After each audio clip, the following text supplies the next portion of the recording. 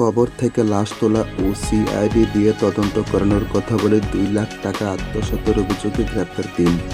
কবর থেকে লাশ তোলার আদেশ দেওয়া, লাশের ময়নাতদন্ত করে দেওয়া ও মামলার সঠিক তদন্ত করার কথা বলে একটি পরিবারের কাছ থেকে ২,৫,০০০ টাকা নিয়ে একটি প্রতারক চক্র।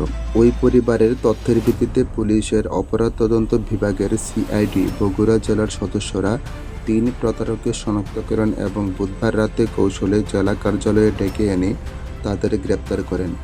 গ্রেপ্তার ব্যক্তিরা হলেন মোহাম্মদ লিখন মিয়া ও তার ২ ভাই রানা মিয়া ও মোহাম্মদ সুমন মিয়া। বৃহস্পতিবার সিআইডির বগুড়ার বিশেষ পুলিশ সুপার মোতাহার হোসেন বলেন, গত বছরের জুলাইয়ে বগুড়ার গাবতলীর বাসিন্দা মাসুম ফকিরকে হত্যা করা হয়। ওই ঘটনায় তার মেয়ে তাসলিমা আক্তার বাদী হয়ে কয়েকজনকে আসামি করে গাবতলী থানায় হত্যা মামলা করেন।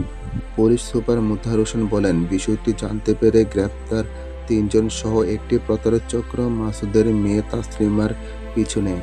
তারা তাসলিমাকে বলে লাশ তোলার আদেশ করানো, ময়নাতদন্ত করা ও সিআইডি দিয়ে সঠিক তদন্ত করার জন্য বিচারক, ময়নাতদন্তকারী কর্মকর্তা ও সিআইডি কর্মকর্তা তাদের পরিচিত।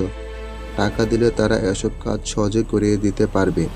প্রতারক চক্র বিভিন্ন সময় ও তারিখে বাদী তাসলিমার কাছ থেকে সুকৌশলে ২,৫,০০০ টাকা আত্মসাৎ করে। তাসলিমা গরু, ছাগল, হাঁস মুরগি বিক্রি এবং জায়গা জমি বন্ধক রেখে প্রতারক চক্রকে টাকা দেন। এরপরও প্রতারক চক্ররা তাসলিমার কাছ থেকে টাকা চাইলে তাসলিমা বুধবার সিআইডির কাছে অভিযোগ করেন।